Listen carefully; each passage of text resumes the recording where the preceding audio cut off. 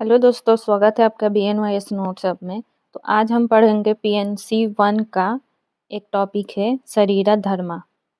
शरीरा धर्मा क्या होती है? जो भी हम बेसिक ड्यूटीज डेली करते हैं, डेली जो हमारे लाइफ स्टाइल में इंक्लूडेड है जो भी ड्यूटीज, उसको हम शरीरा धर्मा कहते हैं। तो पहला है शरीरा धर्मा means the basic duties that should be followed by maintain a healthy body.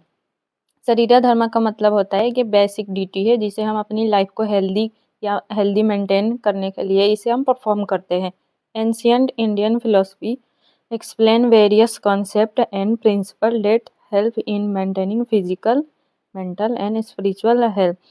जो हमारी एंशियंट इंडियन फिलोसफी है, उन्होंने काफ़ी सारे हमें कंसेप्ट दी है कि कैसे हम अपनी बॉडी को फिजिकली, मेंटली और स्पिरिचुअली हेल्दी रख सकते हैं।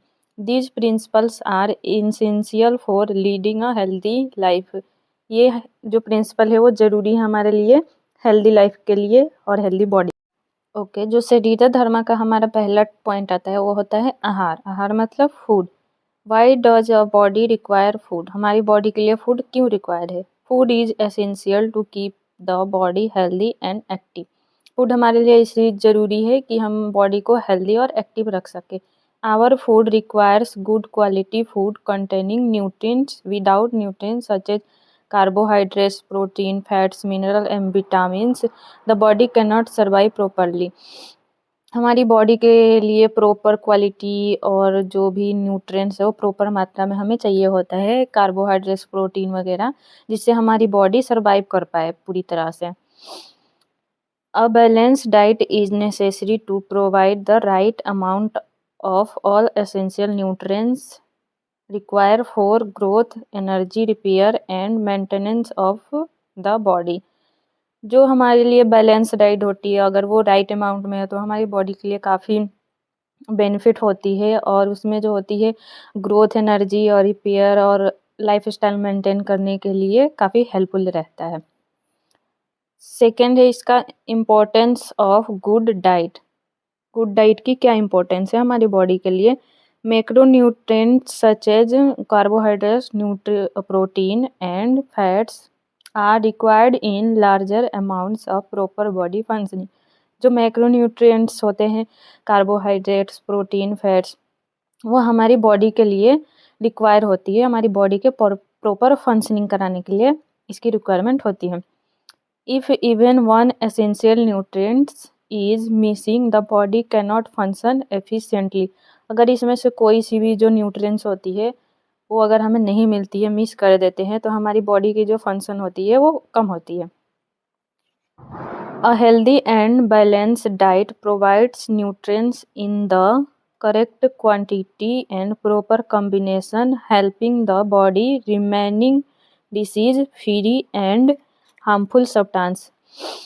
अगर हम बैलेंस डाइट लेते हैं तो उससे क्या होती है, हमारी बॉडी को कोई भी डिसीज़ नहीं होती है, वो हार्मफुल सब्सटेंस जो होती है उससे प्रोटेक्ट करती है। जो आहार का हमारा सी पॉइंट है वो है effects of unhealthy food habits. अगर हम अनहेल्दी फूड हैबिट्स को लेते हैं तो वो हमारी बॉडी पे क्या इफ़ेक्ट्स डालती है? Unhealthy food such as fast food and junk food which are rich in refined carbohydrates and sugar can cause rapid increase in blood sugar level।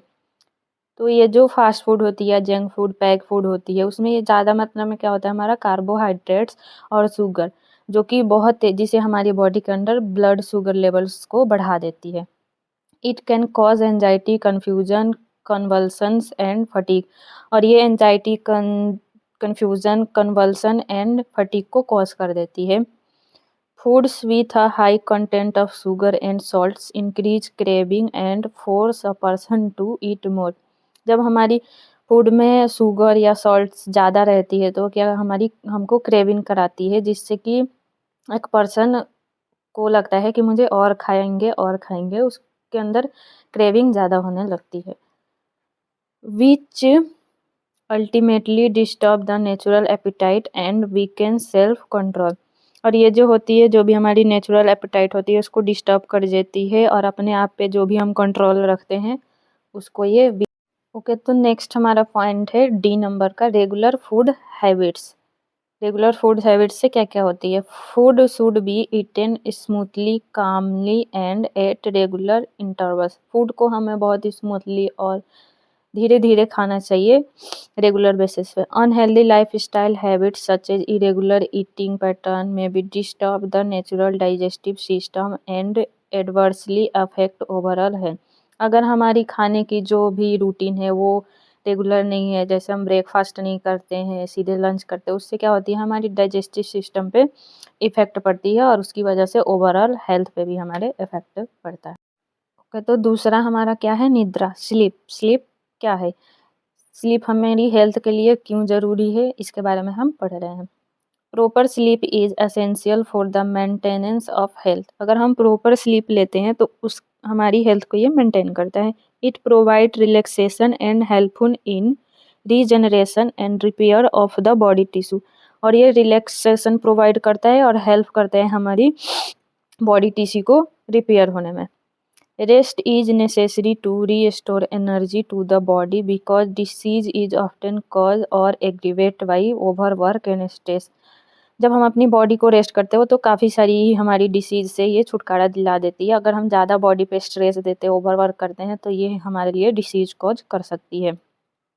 Relaxation is a method और process that helps a person release tension and attain a state of calmness. तो जो person होता है उसको relaxation बहुत ज़रूरी होती है, जो कि हेल्प करती है टेंशन को रिलीज़ करने में और हमारी बॉडी को, माइंड को काम करती है। It also helps to reduce level of pain, anxiety, stress and anger. और ये जो होती है पेन, एंजाइटी, स्ट्रेस और एंगर को भी रिड्यूस करती है।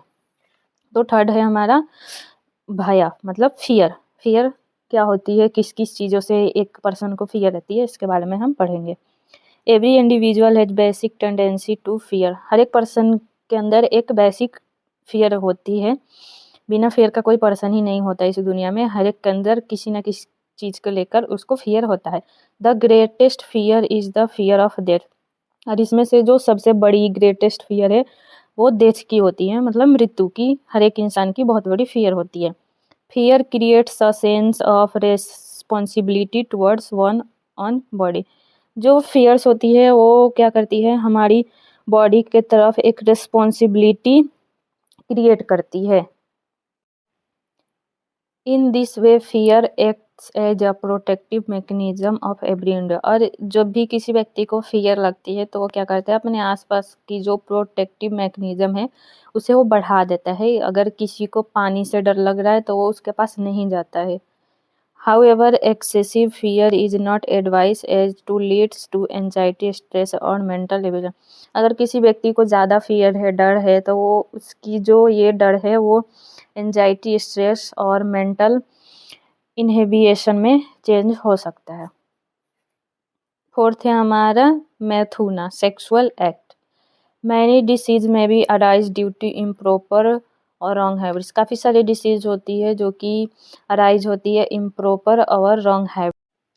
ओके, जो ये है every species in born to reproduce and continues its progeny.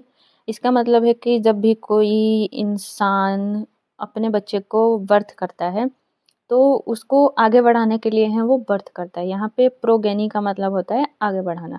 The sexual act does not only affects an individual physical but also influence the mental and emotional health of the individual. जो sexual activities होती है वो सिर्फ एक व्यक्ति के physically पे effect नहीं डालती है, वो मेंटल, इमोशनल, ओवरऑल हेल्थ पे भी वो उस व्यक्ति के इफेक्ट करता है। तो हमारा कंक्लूजन जो निकल के आया वो क्या है? The proper observation of the basic principle of nature care. जो प्रॉपर ऑब्जर्वेशन है हमारी basic principle of nature care की, which are essential for the maintenance of the body function, जो कि ज़रूरी है हमारी बॉडी फंक्शंस को मेंटेन करने के लिए। Helps to keep a person healthy and enables a useful and long life. और वो एक पर्सन की जो healthy and enables useful long life होती है उसको मेंटेन करने में ये हमारी जो basic principle of nature care है ये हेल्प करता है।